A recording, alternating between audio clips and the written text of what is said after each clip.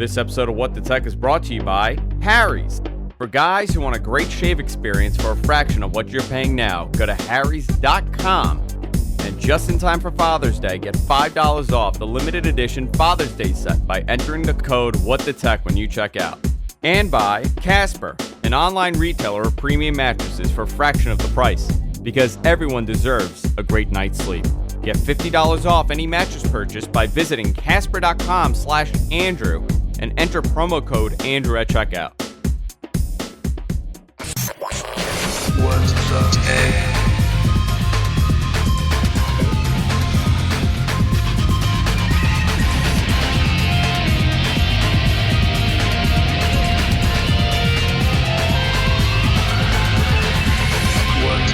Hey everybody, welcome to What the Tech. I'm Andrew Zarin. Of course, I'm joined by Mr. Paul Thurrott. How you doing, Paul? Pretty good. How are you? Not bad. You know, busy day. We're doing the show a little early today. I have to go to a friend's. My friend's mother passed away, so I have to go to a wake at 2:30, and after that, I have a quick, I guess, early dinner lunch meeting, and then I have to go to the Mets game. Okay. Because that's like a work thing. Also, it's like a work event for Jess. Okay. So, busy day. It's going to be a very busy day. Yeah. So we had to move some stuff around. I know you were traveling. It's crazy for you as well. A mess. How did you do yesterday? We have so much to talk about today, guys. WWDC, obviously, Xbox news. We got some information on Scorpio. I mean, most of the stuff we knew, but some stuff we didn't. New Xbox One S announcement. So there's a lot to talk about here. Yep. We're going to talk about it. We're going to attempt our best to get it done within an hour. But before we do that, I want to take a moment and talk about our sponsor, and that's Harry's. Guys, Father's Day is literally around the corner, a couple days away. And what better gift than a Harry's razor for the dad in your family? They have a great deal going on. If you use the code WhatTheTech at checkout, you get $5 off your purchase off the limited edition Father's Day set, which I have right here. That I'm holding upside down. I was going to use this, but I'm not going to. I already have my razor, so what I'm doing is I'm giving this to somebody in my family. I've probably ordered 7 of these to give between grandparents, uncles, and the dads in the family. So everybody's getting a Harry's razor this year. I'm copping out. I'm going to make this very easy, and everybody gets the same gift for our Father's Day brunch. So it comes with, here you go. It comes with the razor. It comes with a whole. This is a beautiful set, actually. It comes with a holder for the top. It comes with replacement blades. It comes with the shaving cream. Paul's been using a Harry's razor for some time, and so have I. And let me tell you, it is a very, very good shave. Here's a great part about this. You have enough time. You could order this now, and you could still get it in time for Father's Day. Go to harrys.com. That's harrys.com. Enter in the code WhatTheTech at checkout and get $5 off. Get Dad something that he's actually going to use for Father's Day. Forget about those stupid ties. Do people still do that, Paul? Do they get dads like really terrible ties? Remember that was like a thing in the 90s. You know what? It's like people that put sardines on their pizza. They don't exist. It only existed on 90s television shows. I don't know one person that gets sardines on pizza. I don't know anybody that got a tie for Father's Day that they didn't really care for. Nothing says I love you like a great shave. Harrys.com. Enter in the code WhatTheTech at checkout to get $5 off. Get that something he's going to love. I want to thank Harris for supporting the show, for, of course, supporting the GFK network. So, I guess we should talk about Apple first. Get this out of the way. WWDC was yesterday. On Thurrott.com, there's a great recap of, I guess, so much. You did a phenomenal recap of the announcement, went down the list. So, they spoke about a lot, right? They really did a good job at saying, like, well, we have 4 different OSs, and they went through it. The only thing, and I covered this live, for 2.5 hours. Right. The only thing that has stood out to me was the Snapchatification of iMessage. Yeah. Yep. They really spent a lot of time on emojis and on stickers. So, what do you make of this? Because this is a very it's kind of like MySpace now. You got backgrounds and lasers shooting out of a message. They have to do it. They have to do it. Everyone else is doing it. everyone else is turning their messaging apps into a platform. They had to do something. So this is a way to keep people on iMessage and to keep people on iMessage happy because they're hearing about all this platform stuff occurring with, bots and, shopping services and whatever it is on competing services, Facebook Messenger, Google stuff, obviously with LO and everywhere else. And so, they have to do it to remain competitive. In fact, I think that's the biggest thing out of WWDC was, 90% of what we heard, we already knew was happening because everything leaked ahead of time. That seems to be the trend with Apple the last couple of years. And then the rest of it is just them doing what Google has already done. It's like there's a lot of, just keeping up with the Joneses here. So I don't know if do you think it's a good thing or a bad thing? I get the necessity that they have to do this, but when you're throwing so much at one thing, like I don't know. I guess they're doing this for like the teenagers, right? Because Spotify, wow, it's bizarre because I just read Spotify right across from me. Snapchat is really taking over that market where, the young 20s and the teens are all on Snapchat and they're sending, stupid, sad kitty cat faces at each other on this thing. Is that a market that Apple wants to really compete in? I don't know. Do you think it's taking away from iMessage usage? Well, the one thing that Apple got right with iMessage very early on was they made a single solution that worked both with their own proprietary stuff and with, kind SMS. of industry standard SMS, MMS, right? So smart. And there's a lock-in part of that strategy, which is smart, and has worked well for them, meaning that, people who are, who interact with other people on Apple devices tend to have a better experience. They can do the cross PC stuff. I think they call that continuity. With the Mac rather, and it's smart. But this innovation is occurring everywhere else on these other platforms, and they have to keep up with that stuff. And stickers and animated Donald Ducks and full screen, fireworks or whatever they were showing off. I mean, I don't know that I would call that innovation, but it's for the attention deficit millennial generation, that's the stuff they expect. That's what they want. Yeah. They joked about it on stage. This is, the end of the English language. And in many ways it is. It kind of is, right? We're going back to hieroglyphics. Yeah, exactly. It's I get it. I totally get what they're doing. But and I'm fine. Like, they were talking about the stickers and the bigger emojis, which, okay, fine. But they were showing, who was that guy that came up with the laser? He's showing like guy. The one where the demo failed. He was trying to do this whole like laser show in the background when you're sending the message. The thing that got me was the fact that they've added a nude pic feature to iMessage, where you could put like a privacy screening on a photo and send that. And I love how they showed it off with it being like an engagement ring. Like, oh, guess what? I was expecting, like nobody's going to send engagement ring photo. It's going to be for vile, genital photos. Back and forth between people. It's literally a new people photo who feature. use iPhones don't have genitals, Andrew. That's not a problem. That's too ugly. I love how they, the entire feature is so you could share nude photos and it goes away and when your finger's not on the photo. It was such an Apple way of doing. Obviously, they're not going to be like, hey, we added a nude feature or like we added a privacy feature. They added like this cool way of. And you could surprise your friends with images, Oh, yeah. We're going to surprise our friends with images, all right. Yeah. It's not going to be an engagement ring. It's not going to be an engagement ring. It's just... They none of this stuff everything. excites me. Everything.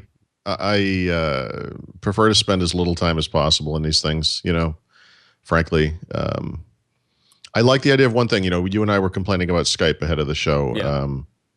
I've got other friends who, over the weekend, just maybe not coincidentally, were experimenting with other chat apps, trying to figure out something that actually works. And I think, people tend to go where everyone is. And so I think with iMessage, there was, like I said, that strategy worked for a little while. But what's coming up into the world now is this younger generation, and they don't really care about iMessage is not what they care about, right? No, but they just care about where their friends are. Yeah, and you know what? They're kind of forced to use iMessage. It's not like they could download a different messaging service, and maybe now you can because you're going to be able to uninstall applications. Is iMessage going to be one of those apps that you can uninstall? I can't. I'm curious. I haven't installed. No. I don't have my device in front of me that I have the iOS 10 on. Yeah. I went and looked because I, like so many people, I have this folder that I call Crapple that I put all those apps I don't want in. And I'd say only about 50% of them are removable. And it's interesting because this is off the top of my head, so sorry if I'm wrong. But I do remember that Mail and Calendar are removable. That's interesting. I don't believe that Phone or Messages. It was weird. Some of the ones you couldn't remove, like you can remove Maps, but it was about 50%. Is there and this is going to show that I'm not a really an iPhone user, even though I use a Mac. Is there like a default button where you could set applications to be the default app? That's hilarious, Andrew. Okay, no. so if you're removing, but if you're removing the You're funny. calendar app, how are you going to set the new one as a default for something? I wonder if that's going to be a feature that's built in where it's going to kind of reassign default applications. Okay, I don't know. I just installed it last night. I haven't even looked at it. I'm just thinking out loud. Yeah. I'm curious about that because that's how Android is. You know, you could kind of take stuff out and put stuff in, reset the defaults, and you know they fill it up with so much crap. But you at least could disable the feature. You can't really disable calendar on iOS. Yeah, I see what you're saying. Yeah. I mean, okay. Yeah, I'll look at that. I don't know. I'm curious. I'm sure someone in the chat room will let me know. A lot of effort on notifications that were really, and they're talking about widgets now, which is bizarre for Apple to mention that. I haven't been able to spend too much time with it because literally, I was flying yesterday. It was really busy, and last night as we were watching TV, I upgraded an iPad to iOS 10, and I upgraded my Mac to whatever it's called, macOS Sierra. Sierra Nevada. And, yeah, the Mac one in particular took a really long time, but I wasn't really, I was tired. I didn't really spend a lot of time with it. But one of the things that is very noticeable, if you have, like a Touch ID based iOS device, I guess, in my case, an iPad, but an iPhone too, I would imagine, you press your finger on the device to wake it up and to log it in. And if it doesn't work, you see the lock screen. And if it keeps not working, you can kind of swipe over and then you get the number pad. The number pad doesn't appear anymore when you swipe. Now there are actually two screens to the other side of the lock screen. Two screens to the other side of the lock there's screen? one screen on either side of the lock screen. Okay. So the way you would actually, if you want to type in your code, you actually press down on the button so that the home button, so that it clicks. Like you don't do the swipe anymore. Because if you swipe, what comes over is a list of like notification tiles. And it's it's Apple, so it's attractively presented. Yeah. It's rounded rectangles and everything. It's so they're really overloading the lock screen experience. Like the amount of stuff that you can do without logging into the device has gone up kind of exponentially. So is that good? I mean, well, I guess it's good and bad because if you use Touch ID, especially on a newer device, actually I should say especially on only an iPhone 6 or 6 Plus or newer, that sensor is so quick you almost can't touch the button without signing in. So if you wanted just to look at stuff that was on the on the lock screen, you almost can't because you go into the phone so fast. On the iPad, it's not as easy to do that because the Touch ID on those devices is not as good. It's like the older generation version or whatever. Yeah, I don't. It's interesting. I mean, this is they said this is going to be the biggest iOS update of all time. It's the 10th, which I didn't think it's the biggest. I think they added a lot of. First of all, let's slice through the hyperbole. Yeah. Right. The biggest. I mean, they say that every single time. Yeah. Every single time they release anything, it's like getting a new watch for your watch. It's like getting a new phone for your phone. It's yeah. Apple, blah blah blah, whatever. I mean, there's a lot of stuff going on here, but it really falls into a couple of key areas. And I biggest update ever. I don't know. But I think that honestly, the big thing, and this should be the big thing because this was a developer show, was they open up technology to third parties. They did. That was a lot of that. They never. Yeah. Yeah. Like so Siri. Yeah. Access for developers super important because that thing's very limited right now. Which and Siri has worked. I don't know how they do it on Apple TV, but you could actually search within applications using Siri. You can't do that currently on iOS. Mm-hmm. So you can't use Siri in that sense. So I think they've kind of opened up to developers on Apple TV, and now it's just time that they're bringing it down to iOS. Okay. So yeah, there was Siri, which is the biggest one. But we saw, I mean, what was the other thing they opened up to developer? I forgot what the other... Messages. Messages, yeah. They have to. I mean, everyone is doing messages as messaging as a platform. Yeah. So pretty much like Skype, Google, Facebook Messenger, Snapchat. It's funny. All of If those the applications. okay, what's that? All those applications are now going to be on. They're integrated with third party development, right? I, I don't remember. I was flying when this occurred. I was traveling, so I was in and out of the Apple thing, but I don't remember. I didn't watch the. No, I did. I did watch the keynote, but I didn't catch all of it. Yeah. So I had to refer to their press materials, to write up my overview because I was kind of in and out. We were in the Denver airport, when that was happening. So that was. I mean, that's pretty much what iOS was. I mean, they released a bunch of updates and features to. I personally, I don't think it was that big of a deal. I do think that the Siri integration was interesting. I do think that that they're opening up the contacts and the messaging to third-party development. They've kind of changed their tone on improving a lot of the apps, improving a lot of the applications.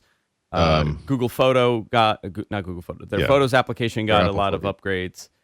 The Maps app is quite different looking. Is actually pretty attractive. Apple Music is very different looking.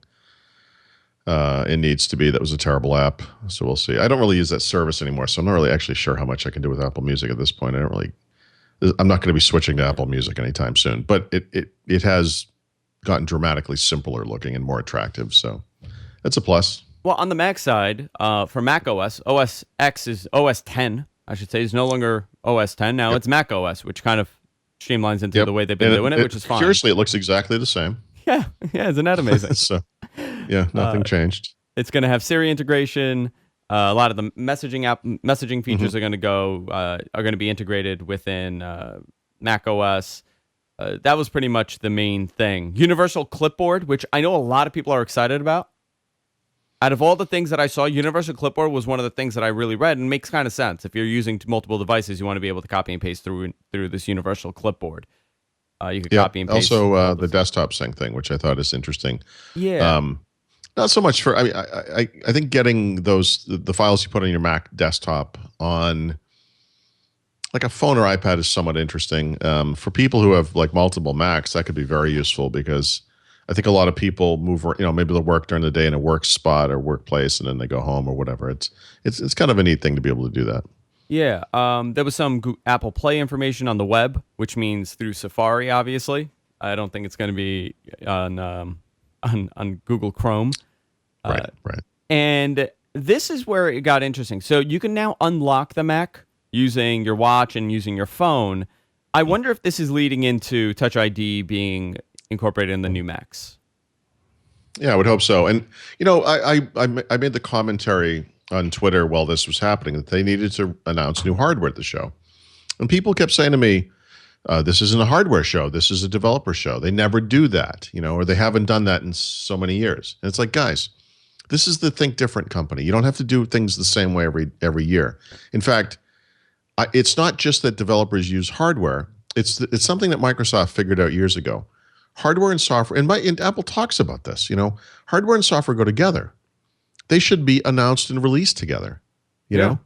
Now, granted, Mac OS or iOS 10 will be accompanied by new iPhones. But in the case of the Mac, which is so far behind in many ways with PCs right now from a hardware perspective, this would have been the ideal time to say, we haven't been ignoring this. We have these new features. Here's how they get exposed in hardware. And this thing you're talking about, the reason that's interesting is because that will work with any Mac, including today's Mac. So if you have an Apple Watch or a phone, you can unlock that Mac. You don't need special hardware. But if you buy a new Mac and it has a Touch ID sensor, you can just use your finger to unlock it. Which you have a choice. It would be a superset of the capabilities. It'd be kind of neat for them to announce that and have these things be discussed side by side instead of them being so disconnected. Yeah. So I wish they had done that. That's they didn't. And the thing here is that a new MacBook Pro is around the corner. Yeah, this thing is on its way. It won't have Touch ID because Apple's so weird. Well, have you seen that OLED thing, the OLED strip? Yeah. First of all, I saw the mock-up that 9to5 Mac did, which is absolutely a stunning piece of hardware. But this is going based on an actual, I guess, dummy a shell that some Chinese manufacturer Lenovo has. already did this. Remember, right? There was a ThinkPad X1 Carbon that uses this exact same type of strip, and it was terrible, and they stopped it. They did it for one generation, they got rid of it. Yeah. So, Apple's magical. They'll figure it out, I guess, or whatever. But I think it's interesting that I don't. Apple's magical, and they'll figure it out. Yeah. Thank you. Based on the way that they announced this stuff for macOS 10 or macOS, I'm starting to think now that Touch ID is never coming to the Mac, and that they'll argue that you don't need it because not everyone who has a Mac, not everyone who has an iPhone has a Mac. Everyone who has a Mac probably has an iPhone, and I know you don't. I'm one of the don't few. mean literally, Andrew. I mean, You mean everything is literal, Paul? You should suffer because you don't have an iPhone. That actually is an Apple kind of thing. In other words, because you're not taking advantage of the integration that our whole ecosystem provides, you're not going to have as good of an experience. That's it's a fairly legitimate business strategy. So in other words, you only really need the Touch ID on the phone, if that phone can then log you onto your Mac. Is my now running theory that is evolving over time. I could see them doing that, frankly. Yeah, I don't know. How would they implement a Touch ID? Would it just be in the trackpad? Yeah, you could put it anywhere. You could just put it next to the keyboard deck. It could be the exact same circle. Yeah. I'm just trying to see where we go. Who knows? On a ThinkPad, it's to the right of the trackpad, below the keyboard. On a ThinkPad, it's on the right below the keyboard. Okay, all right. It's just a little tiny. It's like a half-inch by half-inch sensor. How good does it work on a ThinkPad? They're fantastic. Really? They are as good as they are on an iPhone 6. That's actually really impressive. They're awesome. Yeah. And they're not swipe. You just press them.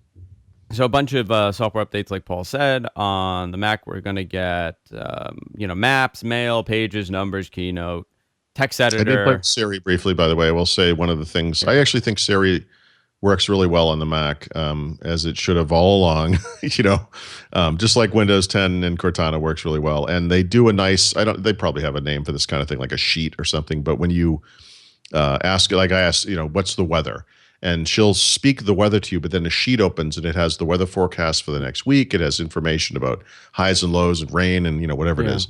And it's a nice display. Like, it's nicely done. The other thing that was interesting that I saw, which I don't use Safari on my Mac, shockingly. Most people with a Mac use Safari. I don't. And not because Safari's not good. Safari's great on the Mac. It's really lightweight and really quick, but I just don't. I like Chrome. You're going to be able to do, I guess, picture-in-picture video. Is that what they called it? Where you could pop out the video if you're watching video and you'll have it on the corner, which I actually think that is a very useful feature. Yeah, it's a feature that's already in the iPad. That's in the iPad, yeah. I was surprised to see that. And also, you're going to be able to do like snapping now. They're going to do like split view Safari, and which I guess you could watch. That makes kind of sense. You could do that. Yeah. Can you do that on Windows? Split view? Yeah, in the browser. In the browser specifically, so like a snap, but just in the browser. I could be on GFQ and I could be on Thurrott at the same time. In the same window. In the same window. No. Okay. No. I thought that was interesting. You just have to pull a tab out and put it next to it. I mean, it is interesting. By the way, I think the reason it's particularly interesting on the Mac, and the reason why you might want that, is because they're really trying to move the Mac toward a full screen view, which is like a mobile kind of thing. Yeah. It's a simpler UI. And this gives you a way to be able to use a full screen experience in Safari, but still see two things at the same time. It's interesting to me that they're doing this because Microsoft tried that with Windows 8, failed completely, and they've walked away from it, right? And the only time you ever see that kind of display is when you have tablet mode on like a tablet or whatever in Windows 10. Yeah. And actually, as I'm talking myself through that, I wouldn't be surprised to discover that you could, in fact, have two browser windows side by side in a split view. But it's not the same window. It's two different, two OS views. tvOS, not a lot with tvOS. I just got an Apple TV, and I kind of had the same.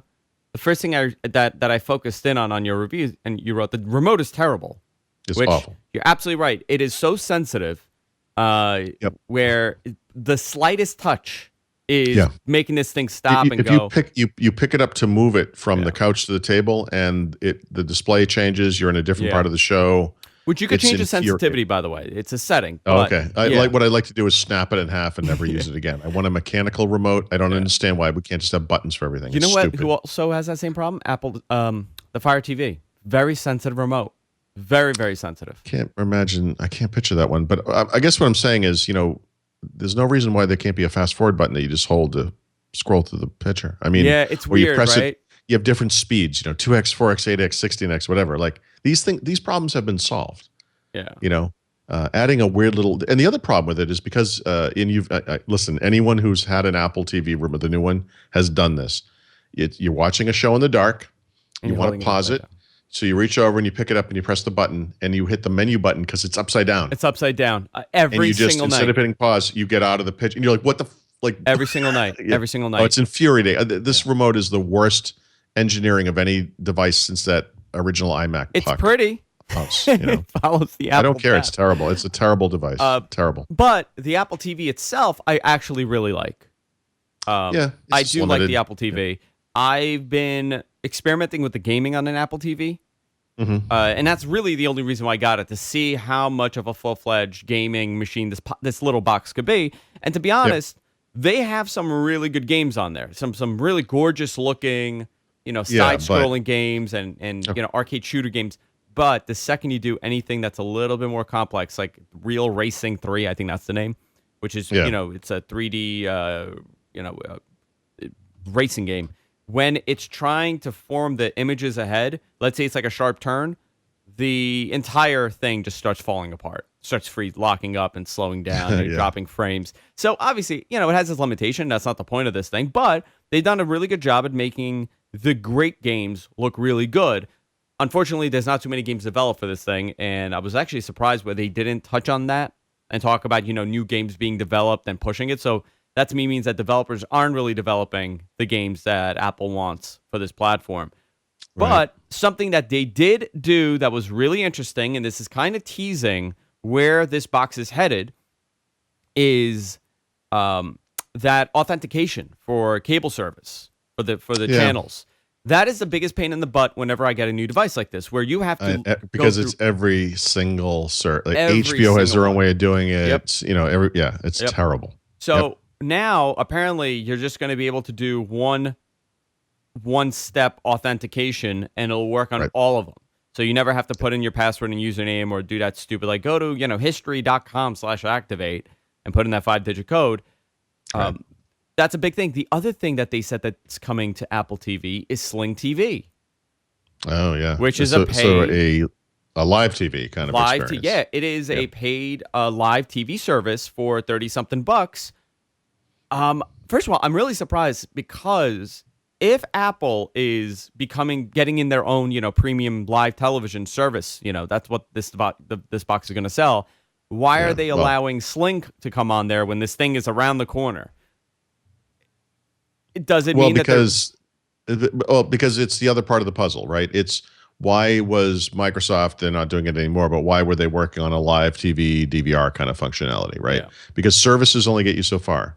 They don't get you sports. They don't get you local news. There's live content on TV. So it's the other half of the equation. No. But Apple was going to get into the live TV game with a paid service, much like cable TV, right? With a live TV game? Yeah, that's that one.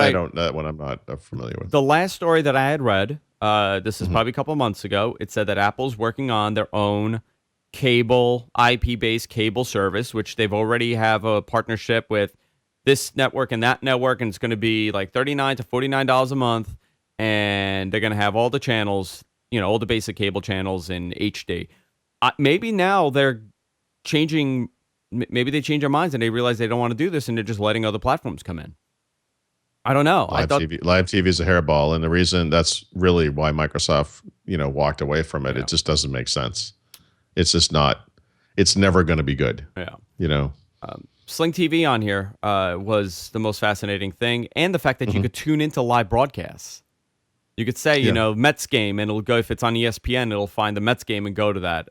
Most likely, you're going to be able to use this with the Sling TV feature with Siri, where you're going to say, How I Met Your Mother, and it's going to tune into How I Met Your Mother at 8 o'clock if it's on. I thought that was interesting. Another step to cutting the cord, which I was actually happy with this. They didn't announce a lot, but the little things that they did were a little, that's interesting. Oh, wow, okay, cool, if you have this device. watchOS, the biggest improvements come to watchOS. What is it, watchOS 3 now? Yep. Actually, but just real quick to end the tvOS thing. tvOS was the only platform that didn't get a version bump. They never talked about the version. Oh, they did not talk about a version. These other ones, there's a version number associated with them all, right? Yeah. tvOS, there probably is a version, but they didn't talk about that. And I wonder if that was deliberate or if they literally are not bumping the version. It wasn't clear. Yeah, interesting. Maybe they're not bumping the version. Yeah. Because watchOS got watchOS 3, it was version 3 for watchOS. Yeah, it's version 3. Yep. Which now it's going to do, let's see, improve performance, which was needed, better navigation, but I'm reading your website. I didn't really go into too many details on this one because I don't really care about Apple Watch. But the biggest one is that third-party apps will launch instantly. And so if anyone who owns an Apple Watch, I don't care how much you love it, you will at least admit that the performance is terrible. And especially on apps, sometimes you can go 1, 2, 3. Seriously, why is it not launching 4? Yeah, like apps take a long time to launch. And so there was a moment in the keynote where somebody they tapped the app and it kind of popped up and the place exploded. Exactly. Because all those people love Apple and they're not going to complain too much. But you know what? That thing performs terribly. And so on the existing hardware, this is a big deal. Yeah, I mean, they did some funky stuff. Like they're really pushing this like scribble thing that you could do on this thing. Yeah. Which I don't get. I don't get well, that you know scribble. what? I think some people will like that. The Microsoft Band has a feature where you can actually use a little keyboard on the tiny little face. It sounds terrible, but some people love it, and it's actually really accurate. And so I think that serves there's a certain group of people who just really like that. I don't mind, it doesn't hurt it being there. Like if you're never going to use it, it doesn't matter. But I think the thing they're going after here on it, the stuff they're going after here. The stuff they're going after with here is smart. Right, because you have to kind of look at the wearable market and say, like, well, where can we have value? Obviously, if people are sitting there looking at a watch waiting for something to launch, it's a bad experience. They're going to stop using it. Yeah. The performance is huge. The health-oriented stuff is huge.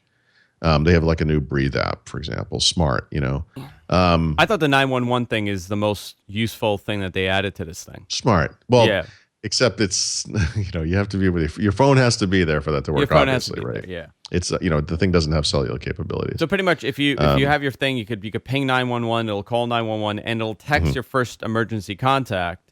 Yeah. If you call 911. Now, I want to see more of this, and I want to be, I want to see if you could turn that off or how it works, and when you could text them, because like, let's say there was a car accident. I wasn't in it, but I called 911.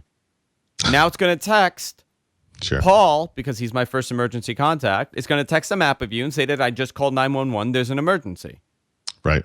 You better not have me as your first one, because I'm about 3.5 hours from getting to you. You're my first, second, and third, Paul. First, second, and third. I thought that was actually a useful feature, and someone made the joke. Well, there goes life alert. They're going after the life alert market. Look, the watch should form the same purpose as the phone, when it comes to this. You're getting rid of single-purpose devices that are extremely limited, and you're replacing it with something that can do a bunch of different things and is more useful. I mean, to me, that's fine, right? This is Apple's. It's hard to complain about Apple's push into health, right? Yeah. The stuff that they're doing, the Breathe app, like I said, the stuff they're already doing. I get it. Yeah. What are you going to say? They're embracing people who are in wheelchairs in this release.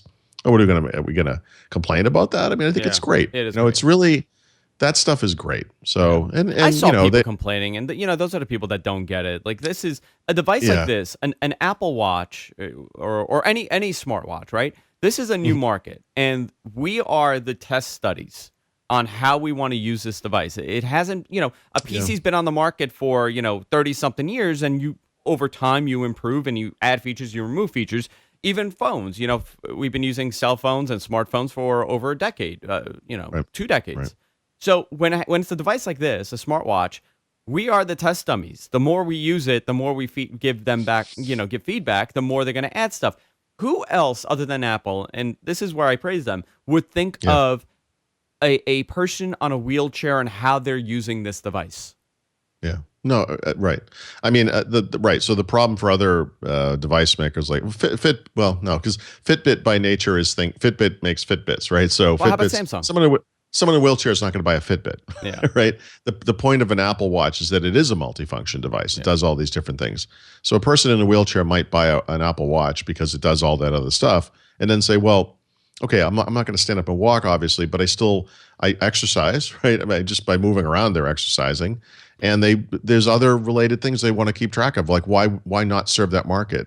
So it's kind of the perfect combination of a multifunction device, and then enough of a market share, enough of a number of devices sold where you can go after these kind of sub-markets, right? Microsoft banned, they've probably only sold like 117 of them. They're not going to start going after those markets. They just doesn't make sense. Yeah. So yeah, no, it's great. It's a virtuous cycle. There's no doubt about it. It's really nice. Yeah. What else? Did we go through all of them? Is there anything we're missing for the Apple stuff? Oh yeah. Something cool at the end that they did. Yeah. Was Swift playgrounds for iPad. So this is the only thing they announced that I actually spent a lot of time with yesterday. Yeah. So you did? You spent time with it? I did. So That's awesome. We watched Game of Thrones because we missed it on Sunday. My wife went to bed. I watched the basketball game, so I was up till like midnight. And when the game was over, I have a hard time if I'm up late like that, I can't just go right to bed because I'm kind of wound up from watching basketball.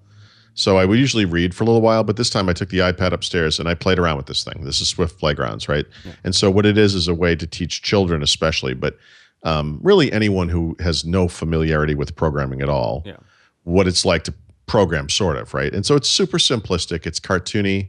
It's fun. It's it's playful and it's for a child. Yeah. There's no doubt about it. But it and you're not writing code per se, but they're showing you what amounts to like function names in a programming language in Swift, I guess. And there's a little robot looking thing, and you want to move them around, and you want to move them in certain directions. And so you call the function that turns left, you call the function that moves forward, you call the function that pushes a switch or jumps and catches whatever the thing is, a gem or something. And they do it it's kind of interesting. It's like a very I've only done like part of the first lesson, but it's kind of a nice ease into it because it's very obvious what you need to do, but then they can do something that's essentially like programming debugging. They'll show you the code's already written. You can see the little play field, and what they say is something's wrong. We're not going to tell you what it is. You can run it and see what he does, and maybe he jumps off a cliff or something or whatever. Or you can just kind of look at it and try to figure out, oh yeah, you missed a turn left, or you missed and you're actually doing debugging. Interesting. Right? On a very simple level. So I've always, not always, actually when they first announced Swift, I didn't think we needed another programming language, but about a year into it, I looked at, Swift 2, let's say, and I realized, they could be onto something. Like this is a very simple programming language. If you use Xcode on a Mac, which is the only place you can use it, there is actually a Swift Playgrounds feature in Xcode, which it's not this thing. It's not exactly the same, but it's a way to test your programs inside of the environment. Yeah, which is friendlier than the normal Xcode environment. And this is friendlier still. I mean, it's neat. This is a neat little program. It's a great way for Apple to invest in the future of developers who only know Swift. Well, hook them when they're young. I mean, Microsoft has Minecraft, and I think Minecraft doesn't teach you programming per se, right? Not normally, but it does teach you problem-solving skills. It is educational. Yeah, it is. It's social. It's something you can do with your friends. And it hits at that market of children and young people, and I think that's cool. So is this available to everybody right now? So no, you have to right now. You have to have iOS 10, and it comes with it. And I think if you don't have iOS 10, I think you have to be in the developer program. So I believe you can download it directly from there and sideload it onto a device. Because I installed iOS 10, I just got it, but it will be out later in the year. I don't know if we have to literally wait for the iOS 10 release or not. I'm not sure, but right now they only have one major set of lessons. With the second one, you can see that what's going to be in it, but it's not there yet. And then a couple little, I think they're like challenges or something, which I didn't look at yet. You download them. You have to go into the app and then download the stuff, and then you can play them. But I thought this thing was really cool. It's really neat. Yeah. I actually, I was excited to play around with this. Because the way that you described it perfectly, it's easy enough for anybody with no coding experience to pick this up and to kind of get in, to kind of learn Yeah, Swift. kind of teach your brain to think like a programmer's would, but to solve problems with code. How hard does it get? Do you know? Well, I don't If it know. gets harder and harder? I mean, based on what I can see of the first 2 lessons, it's not, those first 2 are not super hard, you know.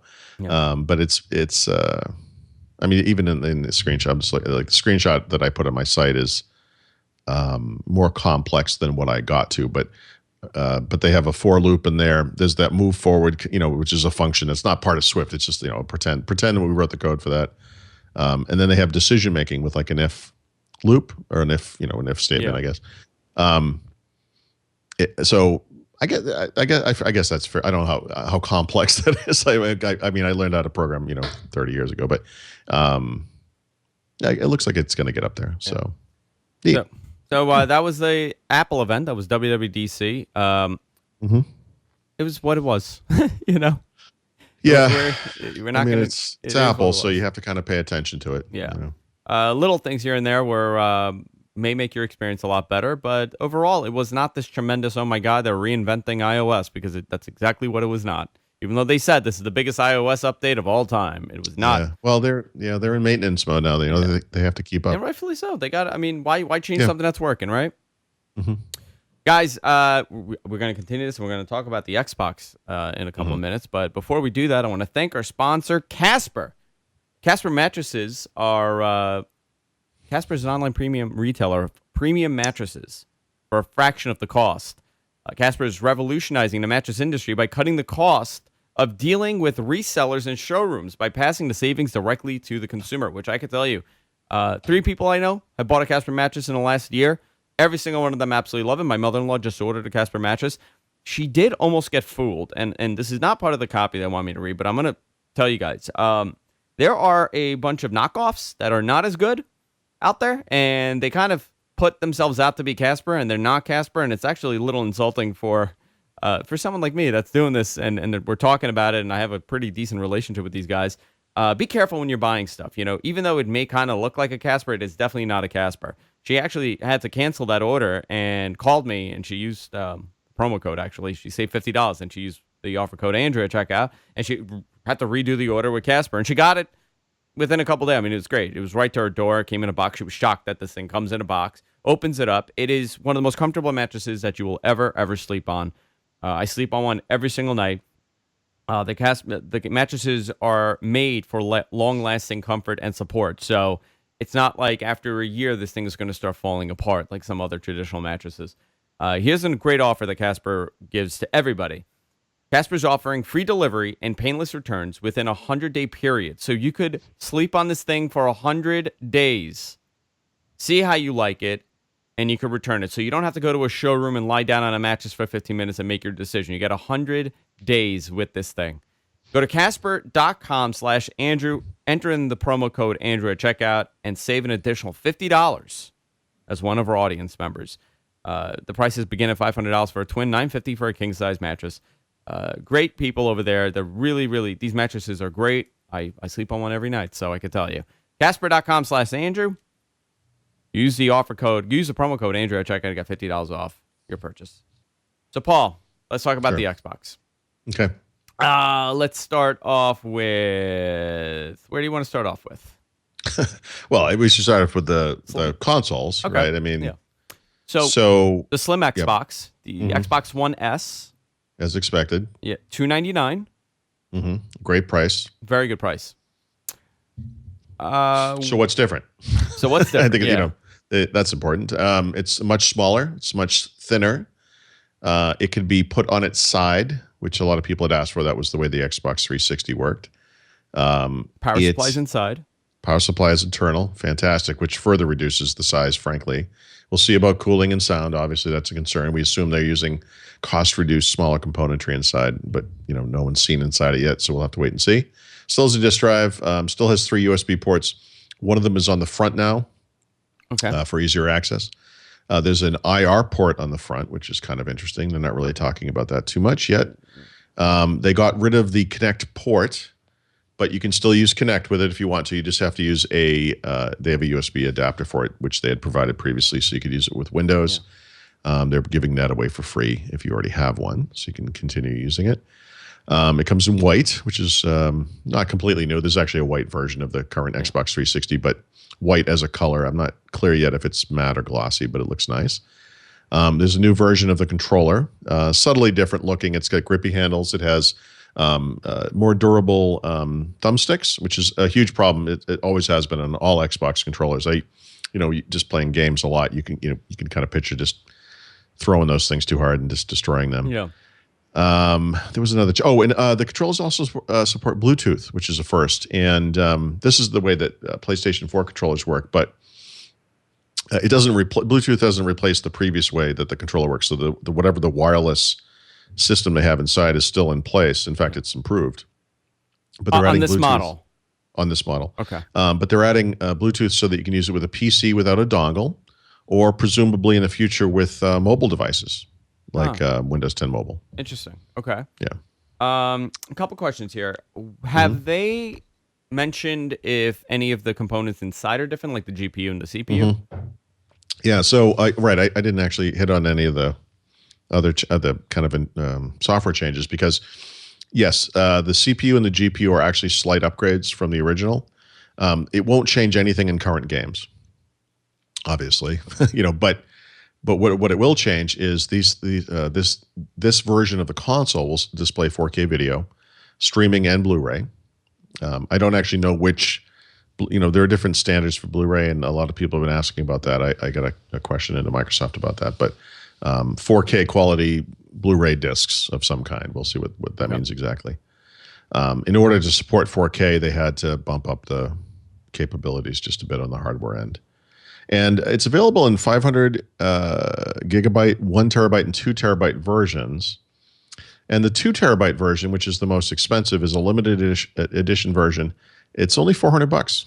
That's not bad. So it's when you think of that, the original Xbox One debuted 3 years prior for $500, and here we are now. We can get with a 500 gigabyte hard drive, and granted with a Kinect that doesn't come with this one, which nobody wants anyway.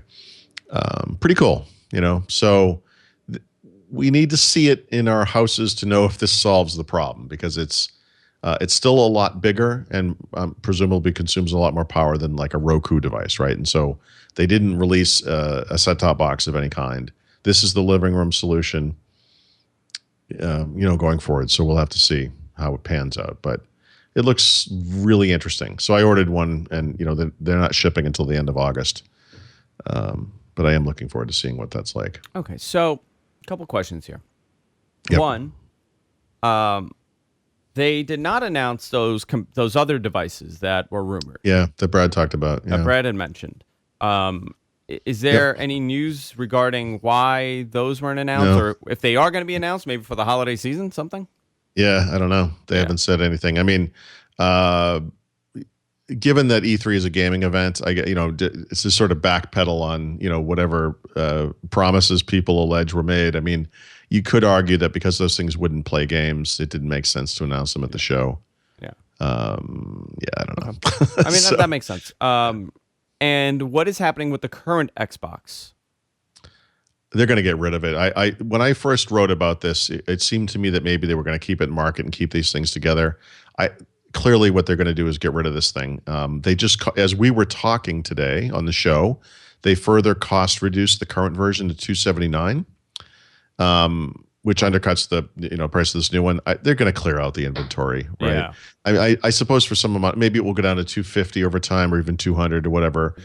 But the other half of this hardware, or the console announcement anyway, is that Microsoft did announce the VR version of this thing, Project Scorpio.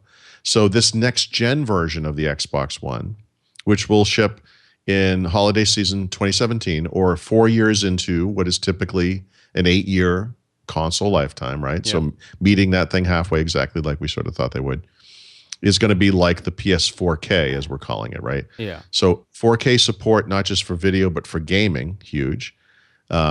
I forgot a feature. I'm sorry. The Xbox One S also supports HDR gaming. HDR gaming, yeah. Yeah, so that works, like HDR does with photos, basically, just a richer color. Okay, so I have a question. Does your TV have to support HDR for it to support the gaming?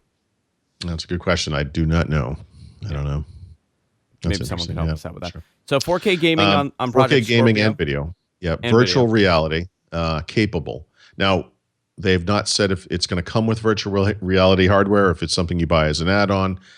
You work with existing systems like Oculus Rift or HTC. Nobody knows. They haven't said so. They have nothing at all. No hints that. No, it's very vague, but they wanted people to kind of get ready for this, including developers, obviously. So it will play all existing Xbox One games. Presumably, there'll be a tiered system for future games where like game makers can target both consoles and have the version for the higher end console look better and all that kind of stuff.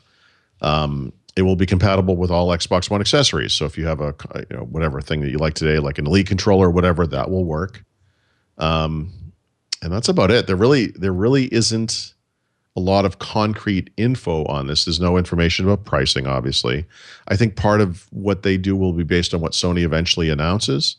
Yeah. What Sony eventually prices their console at, how component prices change over the intervening months, we'll see. Because, we talked about this. When is Sony's press conference? I think it's actually already happened, or it happened today or something, didn't it? I mean, they said before the show they are not announcing the VR thing, the new one. They said, yes, we're working on a next-gen console. We're not talking about it at this show. So that suggests to me that it, too, will be coming out next year, right? So these things are very much aligned. Yeah, so this is interesting. So let's, if I were to take a guess, it's going to be $500 to $600 for this console. Yeah, that's my guess. You know, that would be my guess. And then whatever, the VR is interesting because I can't imagine Microsoft saying we're not going to release our own, VR headset. We're going to have you guys, use some other brand. I mean, considering they're working on HoloLens, which kind of could come into play. Yeah, I mean, I would just have to guess because they haven't said, but I think it might make sense for Microsoft to have partners one or more partners who can provide that to customers.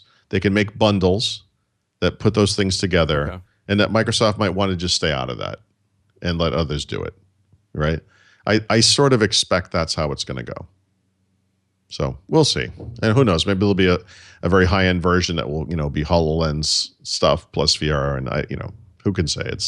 We've got many, many months to go before we're going to find out what they're doing there. Yeah, so. I'm really curious about this and how it plays out. It has to be a big enough change for them to kind of decide to do a halfway, Well, I talked to Microsoft in New York a couple of weeks ago. We actually did talk about this stuff, and they were kind of probing me a little bit, and I could see where it was going. What do you think about this? What do you think about this? And there's been a lot of pushback in the gaming industry about breaking this 8-year console cycle. And I said, guys, this doesn't matter. It hurts no one. And I think by pre-announcing it, that's how they hurt no one. In other words, if next year came and they announced this thing then, everyone who bought an Xbox One S would have said, oh, come on.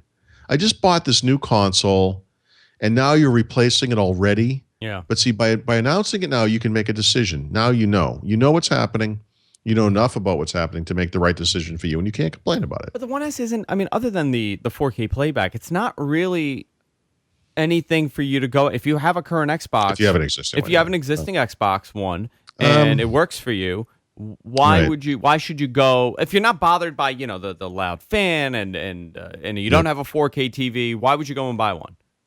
Right. You kind of wouldn't, right? This is for new owners. These are people that going into it. And I maybe did. They're buying. I bought one. You did, yeah. But I think there are Xbox fans out there who would just do it. Yeah. Much smaller size, much more applicable for the living room. White, new controller. We'll see. Yeah. I'm interested. A lot of people are interested with Project Scorpio, but there's not too much information out there. There's not too much to say. Yeah. There's some other cool hardware stuff that we should kind of mention. There's an Xbox Design Lab that they created that lets you create custom controllers. Interesting. So $20 over the normal price, or another $10 if you want engraving. You can basically, it's a different color for every component you can imagine. It's the front, it's the back, it's the bottom, it's the thumbsticks, it's the D-pad, it's the YA, A, B, Y, K, whatever buttons, the menu button, and it's like everything. And that stuff's kind of awesome. You can do custom engraving and all that stuff. I think that's going to be hugely popular. It's such a great idea. Yeah. They announced stuff like Xbox Play Anywhere. All of the Microsoft Studio games are going to work on both Xbox One and Windows 10. And when you buy one digitally, you get the other one for free. Okay, so let me go over this. So if I buy an Xbox One video game and there's a PC version of it. Well, so they have to participate in the program. You don't. Yeah. They're not going to force anyone to do No. this. Yeah. But the idea is, so for participating games, and all Microsoft Studio games will do this. Gears of War 4 will do it. Interesting. Very For cool. example, you buy Gears of War 4 digitally. I'm playing it here on my Xbox One. I go on a road trip and I have it on my laptop. I pick up right where I left off. All my achievements are there. Wherever I was in the single player game, it's at that point. If I want to play online, all the things I've customized are all there. It's just the seamless experience going back and forth. Yeah. So neat. Was there anything else? Any other hardware announcements? Hardware. Yeah. I feel like I'm missing one thing. I you can buy the new controller. The new controller, yeah. You want to buy the new controller. Yeah. Is there anything else? I guess not. Major improvements coming to Xbox Live. That was the other thing. Yeah, there's Xbox Live. And I've got a thing I've not written yet about, they announced a bunch of new games, go figure. So I'm not going to write about every single game, but there were 5 or 6, I think, that are really important, and I'll write that up soon. Yeah, which is on Thurrott.com. You go to Thurrott.com and check it out there. It's interesting that both these events happened at the same time, and it kind of took away from it for me. Nintendo had an announcement today. I'm the only one that's excited about that Zelda was finally announced. Yep, finally. I did not see when it's coming out because I had to start the show, but they did announce it. They did show it, and it looks great, and I'm probably going to buy it because I'm the only person with a Nintendo at this point. Well, nobody. This is for the current console. For the current console, I don't think they announced anything about the next generation Nintendo. Okay. Nintendo. Let's see. NX. This is probably all that anyone really cares about. Yeah. It's interesting that Xbox has a console and PlayStation 4.5 is a console, and those are we know those are coming, but we know nothing about the Nintendo NX still. Yeah. I don't know what the future holds for these people. I really don't. You know what's funny? They have the Apple mentality, but they're doing it wrong. Well, they have the Apple mentality, but I don't think their audience is as loyal as Apple's, because a lot of people just grow out of Nintendo, frankly. I mean, I think they attract a lot of younger people, and then they just kind of move on. And today's younger people don't really care about a Nintendo anymore. Yeah, they're so closed where they're kind of starving themselves off to the rest of the world. Yeah. So we'll see what happens with Nintendo. Guys, if you want to get more information, go to Thurrott.com, all things Paul there. You can follow us. We're everywhere podcasts are available, so please subscribe to the podcast. We're on iTunes. We're on the Google Play Music Store. We're on your favorite podcasting application. Subscribe to the podcast because that really, really helps us out for the long run. Also, we do a bonus show. Patreon.com/whatthetech. You get access to a bonus show there. We record one each and every week. We're gonna do a quick one right after this. Really, really quick. All right. I had something I wanted to bring up, and then I got to get out of here to go to a wake. So I got to put on a suit and run out the door. You can follow me on Twitter @AndrewZarin, @TheRod on Twitter. And that's it for this week, guys. See you later.